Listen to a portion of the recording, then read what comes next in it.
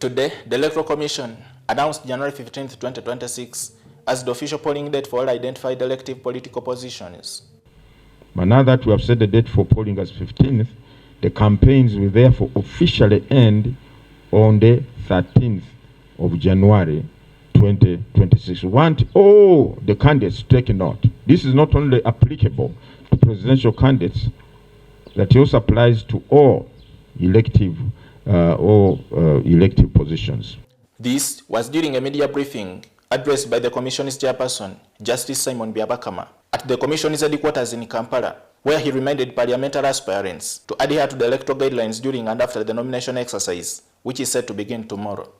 Upon successful nomination, candidates who wish to meet with their supporters to launch their manifestos are advised to organize and conduct such meetings in full compliance with the traffic regulations and laws governing public assemblies. Please, want to appeal to all the MOP aspirants or those who will have succeeded in getting nominated. Let us follow the law. Let us abide by the law, the traffic regulations.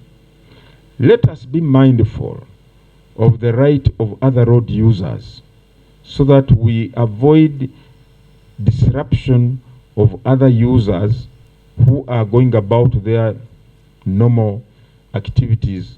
Justice Byabakama emphasized the need for candidates to desist from the commercialization of politics, particularly making financial contributions to fundraising projects of worship centers in an attempt to influence voter support, saying such acts constitute not only electoral malpractice, but are also criminal under the laws of justice.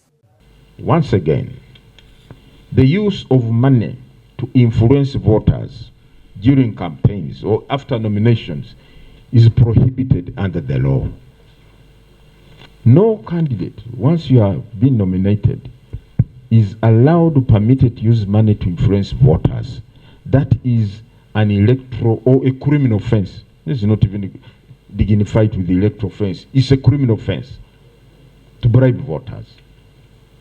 We have said before, through you, the media, that fundraisings in places of worship in our communities should be put on hold until after the electoral processes. Justice Byabakama further urged the 2026 election candidates to emulate the presidential aspirants who are now in the third week of nationwide campaigns without any serious confrontations with the security agencies or violations of electoral laws. He attributed this to the discipline and compliance of the presidential candidates, describing it as a clear demonstration of the country's potential to conduct peaceful, orderly and credible elections. On behalf of the Commission, I'd like to commend the presidential candidates.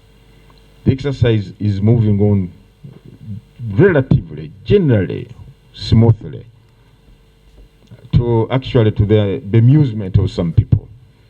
And told some people asking, he said, it's like there are no campaigns, things are moving on smoothly. Tetunalabayo kati ya gasi. Chairman. I want to commend the presidential candidates, their supporters, and the people of Uganda in general, and the security agencies, law enforcement agencies and security agencies in general, so far for ensuring that to portray an image of a country that can manage its affairs, and we do them very well. To me, that is a positive. That we can do these things, we can manage our affairs very well in a civil, lawful, respectful manner.